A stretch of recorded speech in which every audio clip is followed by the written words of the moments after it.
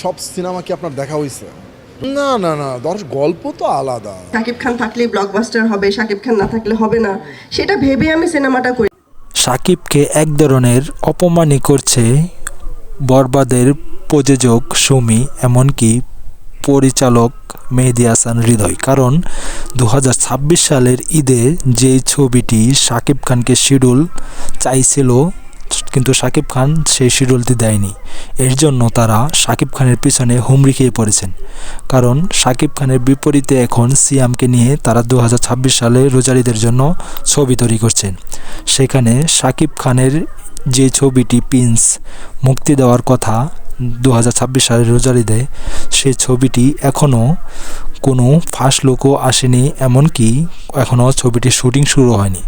তাতে এর মানে বোঝা যাচ্ছে শাকিব খানকে তারা ছোটোভাবে দেখছে। কারণ যে বরবাদ ছবি শাকিব খানের জন্য হিট হয়েছে, সেই ছবিটি ওরা বলছে যে শাকিব খানের জন্য তো আমি বরবাদ বানাইনি, শাকিব খানকে ছোট করে অনেক কথা বলছে। কারণ শাকিব খানের জন্যই এই বরবাদ ছবিটি হিট হয়েছে, তারা বুঝতে